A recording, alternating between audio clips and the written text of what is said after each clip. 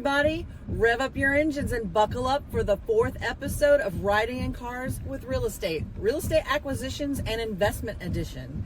My name is Marty Fink, loan officer and branch manager, powered by Homespire Mortgage, coming to you from my Hyundai Tucson. Buckle up and let's ride the waves of real estate success together. Today, I am excited to introduce a dynamic guest, Carrie Copenhaver. Carrie is a passionate real estate investor with a deep love for her husband and adult children. When she's not navigating the real estate market, you'll find her catching waves and racing at high speeds. Her obsession with real estate, combined with her adventurous spirit, makes her an inspiring figure in the real estate industry. Join us as we dive into Carrie's journey, exploring her passion for family, adventure, relationships, and real estate success. Let's give Carrie from eXp Realty in Hampton Roads a revved up welcome to the ride. Thank you. Thank you for being on here. I'm so happy. Oh, I'm humbled. Thank you so much for asking me. I don't to be know here. why you're humbled. I'm excited. One thing that I noticed about everybody was excited that you were going to be on here. So when I posted that the other day, they were just like, oh my goodness, that we know who that is. We know who that is. And people were inboxing me some things. So I have some surprises for you at the end of this too. So when we get to the end, but right now, I'm just going to dive into the first question, and I think I'm going to make it a two-parter so you can, I believe this is like a two-parter, and yes, it is on paper because we don't have that kind of setup in here. We don't have that kind of rig, but it is a two-parter, I believe. So the first one, and I know when we talked the other day, the biggest thing that you had, the word that stuck out the most with me is relationships. Yep. That's like a huge thing with you. And so developing the strong relationships in real estate was important to you. So the first thing I'm going to ask you is, what is your secret engine for building strong relationships in the real estate industry? Have you ever had a relationship that started in the slow lane and ended up in speeding ahead? Yeah. Ended up speeding ahead. Okay. Sorry, I tripped over my own question. So. All right. So, secret engine for building strong relationships. So, I have a really good friend who is a wholesaler and a real estate investor in this business, and he's always shocked that most of my deal flow just comes from my relationships and people that I know and things of that nature. So, when I tell you that real estate is a relationship business, I mean, I've built my entire real estate business off of relationships. It really has been off of relationships. And so that is just an incredibly important key to bring to your real estate business, is the ability to build relationships, maintain them, and keep them going. Because when people do business with people that they like, and they do business with people that they trust. And so in building those relationships, that's what you do. So how do I do that? I think I can articulate that much better now than I could have ever told you beginning. But now it's really about, what value do I bring to somebody else, right? And that's where I build the relationship, is like, how can I be of service to you? How can I help you? And in doing so, and like a lot of amazing acquisitions that we've had that are in my portfolio today are brand new wholesalers that were just starting out, or brand new real estate investors that were just starting out. And I would always put myself out there and say, hey, if you don't know what to do with something, like if you call a seller and you get them on the hook and you don't know what to do, call me and I'll walk you through it. I'm still going to make sure you get paid, and that you never have to question that. And then, so they would do that. And then I have a duplex right now that I bought from a wholesaler, and basically I was like, he just couldn't keep the deal together. And I was like, I just need you to step aside, and I'm going to give you, I still paid him $10,000. Nice. Okay. But it was one of the best deals. It's a seller financed, 13 and a half years at 4.5%. Woo! I know, it was awesome. But he couldn't put it all together. But anyway, so the most important components to building a relationship is, one, how can I be of service to you? Two, you gotta do what you say you're gonna do. You have to do what you say you're gonna do, and people need to be able to trust you. They need to be able to trust that you're gonna be who you say you're gonna be, that you're not gonna go behind them and steal their business or things of that nature. So integrity is huge. That's like my number one value, and my value system is integrity. Mike is loyalty. That's why we get along so well. Right. He's very loyal and very integrous. I'm going to do my best to do what I said I was going to do. Right, I got you. Remember when I said it, when we go to the next question, it's probably going to answer it. Like, it was like if you had to build a perfect partnership, like you just said it there, integrity, use trust. Hey, do I actually get along with that person too? Yeah, right. Do I like them? Yeah. Do we have fun together? Yes. You know, it's all of that. And then your next question was, so is there one that started off slow and then ramped ahead? Yes. And I gotta give this one to Dan Patton. All right, Dan Patton, my boy Dan, my love. I love that boy. So Dan and I don't know that we really started. Well, we kind of started off like, I don't know. He was just very, how do I say it? He was just a loud guy, right? It's like, what are your numbers? What are your numbers? What are your numbers? I had never had anybody challenge me like Dan did. So initially I was a little like, who's this cocky little boy? Okay. Oh, Dan, you heard that? I know, and so he knows. We've had this conversation so many times. He knows. But so then I was like, okay, you want to play? Like, let's play. So then I have to credit him with the growth of my business, because I was in such this little space of, I was in my comfort zone. Yeah. I was in my comfort zone, and no one had challenged me, and I wasn't challenging myself. And so Dan and I just went head to head, and because he challenged me, and I love a good competition, and Mike will tell you right now that I am I'm fiercely competitive. Tell me I can't do something, or tell me you're going to beat me. Let's go. I'm going to win. I'm winning. I gotta win. I'm winning. So we ended up that year, we had a pretty significant competition between the two of us, and we just grew into being like the best of friends. And I love him, and he's been what a treasure I found in that just very silly little competitive moment. And he's easy to work with. You're easy to work with too. He's easy to work with. But yeah, that's awesome. So I know another thing that you talked about too is doing the right thing. In our industry, it's so often, I don't feel like it happens near enough for doing the right thing, and it makes the transaction super tough. And I feel like sometimes, like, everybody's a lot of times we feel like we're at each other's throats during it, and it's not a competition. We all have the same goal. But when we talk about that, though, with doing the right thing, can you share a time when staying on the right track paid off big time in your real estate career? So one, I think it's incredibly important that we put our ego aside. And I think people need to really understand what ego is.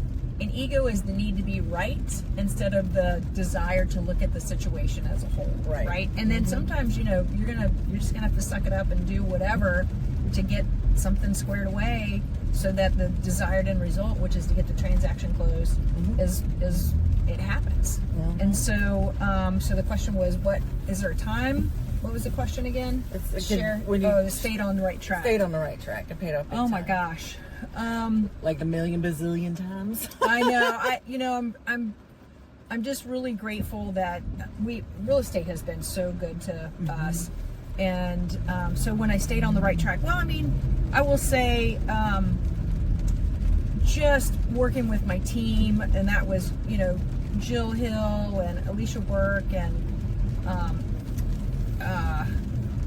Drew Walk was on there, and like we just had, and Ryan Ponsetti, we had such a great time, and that we had a really great group dynamic, and we did incredible business just doing that, and hanging out with those guys and mentoring them and all of the above. So that that paid off tenfold easily, and watching those guys grow and being able to help them take their businesses to different levels, showing them how to do investing, and they're all like hugely successful. So I really appreciate the opportunity to be able to share the knowledge that I have to help somebody else grow. That's awesome. but I don't know about these two bike riders. They're not very awesome. They're not supposed to be. Y'all in the should middle of see the lane. this. There's like two people riding bikes in front of us. We're at the ocean front. I was going to try and turn the camera around, but I don't really know how to do that. These guys are literally in the middle of the lane. I'm just going to take a nap. Snore. I am. Here we go. Okay, now we're in the wrong lane. All right. Life on the edge. Yes. Riding in the wrong lane in real estate. You are the queen of this. You are the queen of being kind. You're complimentive, and you are inspiring. You're motivating. Appreciate that.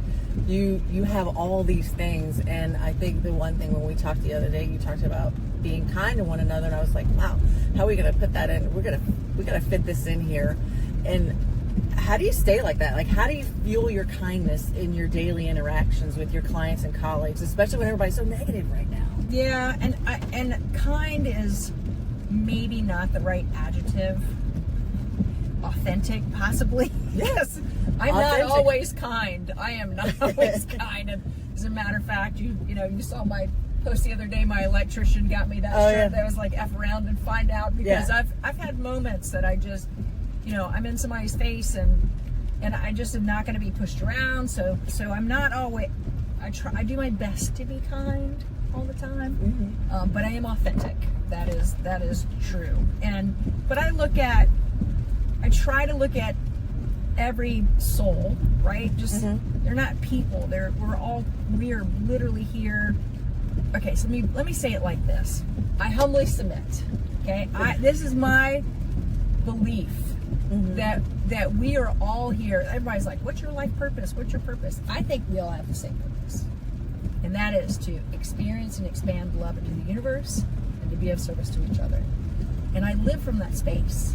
So I've adopted that as my belief system. So it's not difficult because it's who I am. And so that's what I project. And we project from who we are. Right. Right? And so that's why you see, and I get really excited and passionate about real estate. I love to help people. I think God just gave me a servant's heart for some reason. And I've been like this since a kid. I was that kid that would stop and pull my car over to help my neighbor unload their groceries. Like, I was just born this way, Right. Like, with just the need to help people, that desire. I used to be an EMT, I ran rescue. I've done a lot of different things and I really thought I was going to go into medical school. I like forever wanted to be a doctor. But then I realized after I graduated from college, like, I don't want to do that. After I was like a lot more schooling and all that stuff. So, but I would, I still want to go into coaching, just because if people could see themselves and see their potential the way that I do, they would have no question about what they're capable of doing. I didn't add that in here, but I did. Yeah. I did write that down. I didn't write it. I texted myself, but I did write that down. Whatever. Digitally write that down. That you said that if you could see the potential that. If people could see the potential in themselves that you see, that was powerful. I don't know why I didn't add that in here, but it was a very powerful statement, because I feel the same way too when I see other people. I'm like, I know you can do this. I know but you can do this. Don't we all have this amazing potential to do great things? Like, literally, you can decide what you want to do in your life. You just have to decide and do it and commit to it and make it happen. But you have to take action. But what I find is, like, people don't take action because they're afraid of failure, or they're so comfortable in the space that they're in that they don't want to move outside their comfort zone. And that's where you stay stuck. And I was telling you, life happens outside your comfort zone. Right. That's where it's going on. And you've got to constantly be striving to improve and do something different and build yourself spiritually, financially, your career, as in your relationships, all of those things, physically, all those things. You got to get out there and do it, and not. Remember, I told you that whole imposter syndrome thing. It's real. I think it's a real thing, and I know people that I work with that are like that, and it's our fear that keeps us from getting out there doing a lot of things that we're capable of doing, and we're capable of so much more. I mean, even I get the tinge of fear every now and then, but I'm learning learning to get out of it, and I know it helps to show other people how to get out of it. But I think that's one thing that you do very well, is that you motivate people and you inspire them to go out and do something different. We have one life. We have one. Yes. I mean, we have one, and we're halfway through. I know. It's very humbling to realize that I've got more years behind me than I do in front of me. I know. So, but what that does, I call that leverage, right? Because now that means, like, I don't have time to screw around. Like, let's get to it. Right. Let's get to it. Let's go do it. And if there's something I want to do, I'm going to go do it. Exactly. I'm going to go do it. Exactly. You know, one thing I did this year, and this is going to lead us right into we're going to segue. So one thing that I just started doing and I've never done before is investing in myself and investing in my career. Yeah. And that was like the hardest thing for me to do. And I know one thing that you are big on is people investing in themselves. So I want to ask you, why do you believe real estate agents should shift gears and start investing now rather than later? Can you share a personal example? I know you have some. And a success story to illustrate your point. So it's so important to invest in yourself, because that's really, you go, if you're not growing, you're stagnant. So you're either implementing information and growing from that, or you're just in your little comfort zone, right? So it's super important to continue to invest in yourself and in your business in all the areas. It's not just about real estate. It's investing in every aspect of your life, because you're the captain of your ship. Like, right.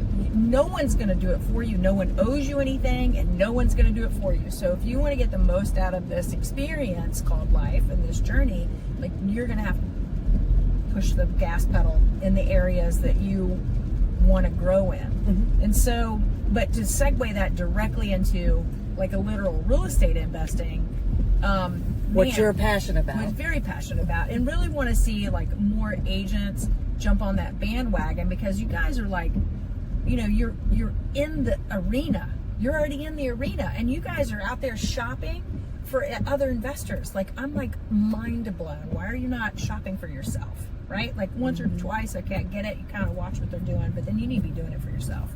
And so, why do I say that? So you'll love this. Okay, these numbers wouldn't have remained accurate because I would have worked at the lab for like another 25 years. But fun fact, I used to be a forensic chemist at State Crime Lab. Okay. Wow. You're like blowing me away. A doctor, forensic chemist. Yeah. Oh my gosh. So when I graduated from college, I got a job at the crime lab, and I was a forensic chemist. I did cause of death cases for the medical examiners and things of that nature. So that was very eye-opening in many, many ways. Well, every year they would send you a little form that would tell you, like, okay, when you retire, this is how much you're going to get, yada yada. And I really wanted to get into real estate investing, and so anyway, long story short, we got into real estate, and I really only got my license because I wanted to be an investor. Right. So we started investing, and when I look at that little sheet that tells me I would have gotten like $2,500 a month. And I have one property that produces that. But I have a lot more than just one. so mortgage is more than that, I'm sure. Yeah. So I'm, the fact that I would not be where I am financially if I had stayed at that job, and the fact that I can leave a legacy to my children, absolutely, is a game changer too. Like, they'll really be the benefactors of everything that Mike and I have built. But hopefully we're on our pathway to build generational wealth, right? Hopefully what we're leaving behind will take care of our family into perpetuity if they do it the right way. If I've done my job and trained my kids right, then all of my children's children will have a leg up starting. And we see this big division happening now. I mean, if you're not out there making money, you're struggling right now. Exactly. You're struggling. I don't want to struggle. Be afraid of being broke. Yeah. Be afraid of being broke. That's a big motivator. Like, that's one of the things I learned in coaching. Like, what are you afraid of? Like, what are you afraid of? I'm afraid of being broke more than anything else. Right. So makes me go to work. All of my colleagues are commission-based Mm-hmm. salespeople. Yep. And if they don't build their retirement, no one's going to build it for them. Exactly. So that's why I'm so passionate about giving you guys a space of financial freedom, Mm-hmm. because then you can go do all these cool things. I'm getting ready to take off for 6 weeks and go take my dad on a motorcycle excursion, which I'm very excited about. It does sound fun. I saw that. Yeah, it's gonna be It's gonna be fun. amazing. But I can afford to do that. So, what is your go-to hype song when you need to rev up before going to a big meeting or a deal? All right. Are you into music? I am very much into music, and I like. This is a wild. I mean, you're gonna have to listen to this one at some point in time. But "Sail" by AWOL Nation. Okay. Is like one of my favorite. Like if I'm literally running a race, that's my finish line song, because it has such a great beat and good rhythm to it that it just gets me like, let's go. I get hyped. But I'm gonna look it up as soon as you get out of the Yeah, car. it's a cool song. I have to look it up. It's just one of those things, just gets me jived, and I'm like, let's go. It's a pretty intense song, but it's got a great beat to it, and it just gets me through the finish line, you know? Nice. But I have an incredibly eclectic music collection, like everything. I think it must be, honestly, I think it's our generation. I feel like I can be listening to gangster rap some days, and then I can turn right around and listen to country, and Yeah. then I'll break out praise music and Christian music Yeah. from church, and listen to that. It's so wild. I know my husband looks at me like, "What?" So you have a lot of fans. You have a ton of fans, and it's not just me, but there are a lot of people who love you, and you know that. And we talked about that yesterday too. And I know you're so humbled by it. And one thing I asked them to do was to send over some questions, Okay. and one person you got 2 questions from, and I don't know if they're all gonna be about the same, because they all want to know the same thing.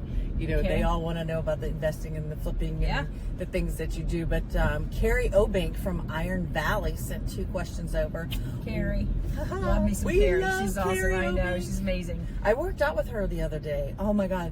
It was hysterical. We had so much fun. I've just been watching her journey, and I'm just so proud of her, of how she has grown so much, and it's just so fun to watch somebody Yes. start off slow and then just explode. Exactly. I love that. So And I had her on my second episode of this. So she was the second one. So her first question is mindset. Yeah. How do you manage the ups and downs of real estate while remaining positive? this is actually much easier answer than people think it is. Although it is, mindset is really about. All right. So what you think about expands. Okay. Mm-hmm. And I learned some time ago from that some on a t-shirt. amazing friends of mine how they really helped me shift my energy into gratitude and love. Mm-hmm. And like I said before, I have embodied gratitude, and so I live from a grateful heart. Everything I do is from gratitude. Wow. And I express that. I project that, and I express it continuously. Thank you, I'm appreciative. There is not a day that goes by that I don't tell my husband how much I love him, how grateful I am for him. There's not a day that goes by I don't tell my children, I love you, I'm grateful for you, I'm proud of you, all these things. And I do the same with other people. I'm so proud of you, I'm so grateful that you're a part of my life. And when you live, I can find tons of things to complain about. And how is that going to serve me? Mm-hmm. But I can always look for the silver lining, Mm-hmm. right? So I was talking to somebody not that long ago, and she was telling me about, she had this food truck and it failed. I said, it didn't fail. You just learned how to not to do it, right? Mm-hmm. That was lesson number 1. You probably just didn't hold on to it long enough, or whatever the case may be. But you may have quit before it even got started, right? And so it's shifting how you view what's happening in your life. Number 1, I live from gratitude. Number 2, I always look at what did I learn from this experience, because the world is a projection of you. It is coming from you, not at you. Mm-hmm. Okay, so I'm going to repeat that, because when you understand that the world is a projection of you, it happens from you, not to you. Yes. You're creating everything that's in front of you through your actions, through just your energy and the way that you're seeing it. So the way that you choose to perceive the world is really it's a game changer. I'm getting goosebumps. It's a game changer. So I had somebody over the other day too, another person, one of my babies, and she's going through a rough patch in her life. And I said, I want you to just wake up every morning before you even put your feet on the ground. I want you to give me 5 things you're grateful for. And it could just be, I'm grateful for my health. I'm grateful that I have 2 working legs, that I can get out of bed and stand up and go for a walk.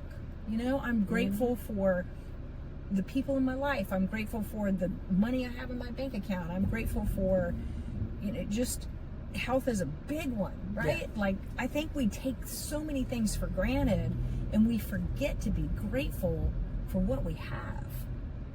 And that's a game changer. So that's how I stay positive about things, because I recognize that this is our whole life is a flash in the pan. It's going to go by really fast. It's a blip. So I can choose to be angry and depressed and, fight my way through life, or I can just step into the flow and be very clear about what it is I'm trying to accomplish and what I want to manifest, and be in a space of gratitude. And I recognize at this point in my life who's going to be a good fit for me and who isn't. So I'm very, very quick in being like, I can work with that person or I can't work with that person.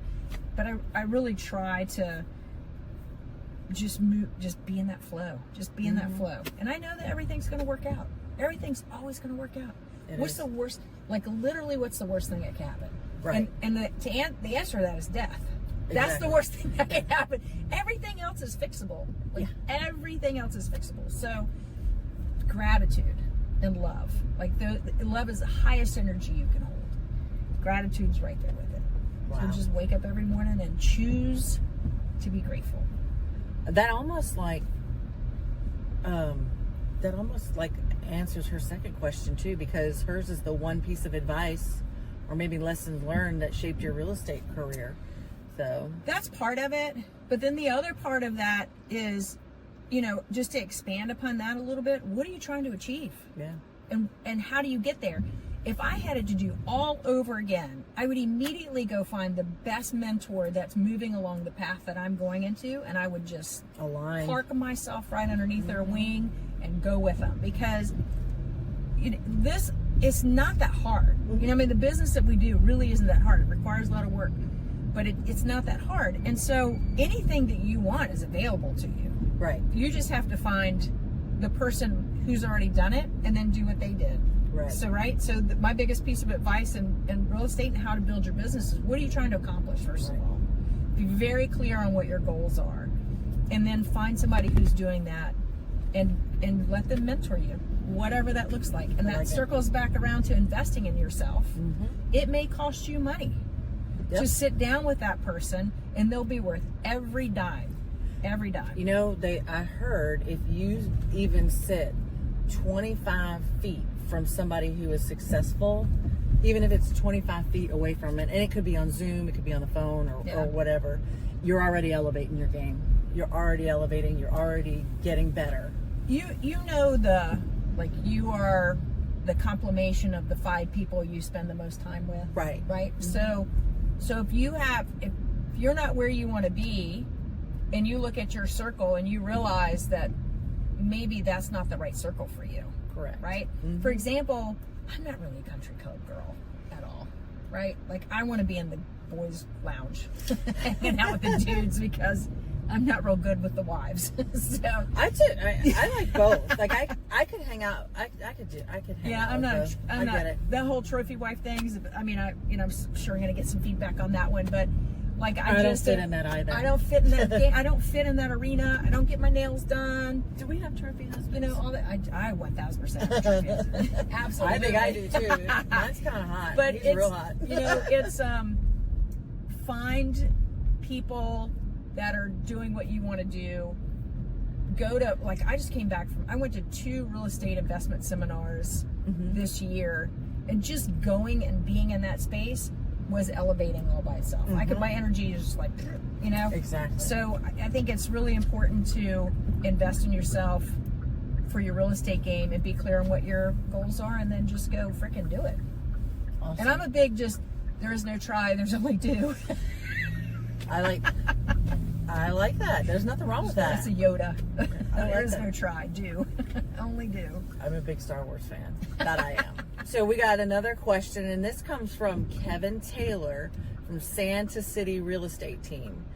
How do you accurately assess and mitigate the risk of a market downturn, and what strategies do you have in place to ensure the long-term viability and profitability of your real estate investments in such a scenario? Whew. I know. Great question, Kevin. Yeah, good really job. Great question. So, if you don't know, I got my license in 2006. And as the story goes, apparently we're having a recession. I just wasn't participating. You were like, I'm going to get it anyway. I don't care. I'm just going to go do it. So, I don't know that you can anticipate a market downturn. And I don't know that it really matters. I don't think we're going to have a meltdown like we did in 2008, because that was such a different scenario, and there's some stop gaps that have been put into place for that not to happen again. Right. There are things that could happen, but I mean, if the whole economy falls apart, you're not the only one suffering, right? Like we're all going to have to figure it out. Yes. Yes. So, but I don't know that you can. I don't worry about whether or not we're in a market downturn. What I look for are properties that I know I can be profitable on, and I just use the data to decide whether or not I'm going to buy that house or not. Right. So it either makes sense for me to buy it, or it doesn't make sense for me to buy it. I know that particular neighborhood, days on market, average days on market is X. So I started flipping houses in 2007. Was it that long ago? Yes. Oh my gosh. 2007. So that's kind of one of those things where we were in probably the worst possible market to start that. But again, I wasn't paying attention to the market. You're like, I'm just like, I got to make some money. Yeah. So I was out making money. And one of the things that I always say is like, I don't care what economy we're in, there's always somebody making money in the economy. So what are they doing, and where do I need to be in that line in order to get a piece of that action? Right. So, but real estate, hey, people always need a place to live. Yep. They always need a place to rent or buy. So I don't think, like from a residential perspective, that you necessarily ever have to worry about a downturn unless you're in the luxury market and you've got tight numbers. Like that's just, again, but that's a data. It's all about the data. It's all analytics. The deal either makes sense or it doesn't make sense. Now, the one thing, like on my buy and holds, my massive regret is in the middle of that recession, I knew this down here, we're down at the ocean front, and I was looking at houses going for $250. I was looking for duplexes going for $250. And I didn't know how to buy the way I know how to buy now. I didn't know how, I thought I had to go to the bank and give them a down payment. And oh my gosh, we could be having a much different conversation if I had bought a bunch of stuff in the market downturn. So in the event that there is a market downturn, really you just want to get all your capital ready to buy, because guess what? It's a cycle. It's going to go back up. Exactly. So at some point in time, that market's going to go back up, and then you can cash out or do whatever, or hold it or whatever. So my biggest regret is that I didn't buy more during the recession that we were in. Ugh. I know. I've got houses I bought for, the first rental I bought for $45,000. Still have it. Wow. Still have it. It's cranking out like $1,100 a month, and and it's paid for itself already. Over and over and over again. Over and over again. What was the other part of that? So ensure I have long-term viability and profitability. That's just data. So I am conservative on the buy side as far as I don't buy things that don't cash flow. I don't buy things that don't have an equity position. So everything I have, I get at least a 15% equity position in it, so that in the event I needed to fire sell it, I could get it off the books and make it go away. So you always have to have it, like, never let your emotions make the decision. Always your analytical data is where your decisions get made. And if there's no money to be made there, there's no money to be made there. Yeah. There are people that have built businesses off of that, but I don't like predatory business practices. Like, I don't like to take advantage of people. Right. Maybe they're in a position where they have to do a rent to own. So you get some people that are like short selling. Anyway, it's complicated. So we have another question from a major fan. This comes from Misty Brownell of Atlantic Sotheby's. Tell us, and I know you're probably got great stories on this one. Tell us about the first house you ever flipped and how you acquired the funds to purchase it, or what structure or model did you use to acquire the property? All right, this is actually a great story. So, it has some sadness to it, but it ends up winning for everybody. But it is a little bit of a tragedy. So, when I decided I wanted to flip houses, we had owned a gym for a little while and sold our gym. And Mike was like, "Go get your real estate license." Like, I don't want to get my real estate license. So I finally went and got it, and then started working in the field. And I went to this seminar. I paid for the protege program, and I was on the phone taking those classes every freaking night. Oh, right. So I studied how to do real estate investing for 2 years. Did I mention I'm a little on the conservative side? I'm a little on the conservative side. So studied it for 2 years, and I was like, okay, I'm ready to pull the trigger. Now, this is how long ago this was. I found this house on Craigslist. dang. Tell them my age. Yeah. So there was a person on Craigslist that's like, I got to sell my house. So I reach out to him. I go meet him. And he had started renovations on his property, but he wasn't able to finish them. He had a tenant living in the property. And unfortunately, he had a toddler son that was dying of brain cancer. Ugh. And so he was having to go down to Tennessee for his son's treatment. And so basically, I did it all wrong, but at the end of the day, it ended up working. But basically, what I did was I said, hey, what are you trying to get for your house? So he gave me a number, and I said, okay, I'm going to come in here as a contractor. I'm going to fix your house up, and I'm going to make sure you get the number that you're looking for, and then we're going to get it sold, and I'm just going to invoice myself out as a contractor. So basically, it was a sub-2, subject to the existing, but I didn't, and I made his mortgage payments and all that stuff. Wow, but that's actually nice. Yeah, so we went in. I only had, because I sold my gym, $15,000 in cash. That's all I had. Ooh. So we put that whole $15,000 into this house, and Brian Duncan was the one he was the agent on the side that his client bought the property. So I left. So I turned that $15,000 into $25,000, and then I was working with somebody else that was doing all this marketing, and he brought me an estate property. So I took that $25,000 and bought this estate property in the bank. That's back when the banks were doing lending too. So my dad was a builder in the area, and I leveraged a lot of my dad's relationships. So I went into the bank. They funded that one. I walked out of that property with $45,000. So I took the 25 and technically turned it into 44. Right. And then the third one was a short sale, and the bank funded that one too. And then when I sold that property, I walked out of there with a $110,000 check in my hand. Yeah. So I took that $15,000 and made it $110,000 in about 17 months ish. And at that point, I was like, I can do this. Yeah, absolutely. I'm sure. So this was the surprise part. I know you can read it now, but this was the surprise part, and I'm not going to read it all. These are things that people sent me private messages about. These are things that people have said to me in person. I've only quoted, I think, one person on here. I actually put what her name is, but these are just like comments that came off of Facebook, and I know made me cry. You're gonna cry.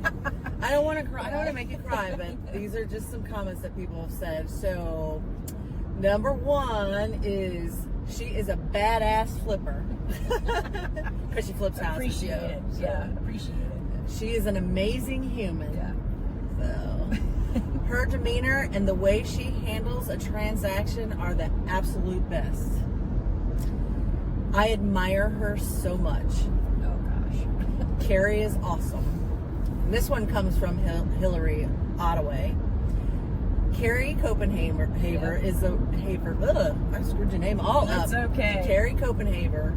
She is the reason I am selling real estate.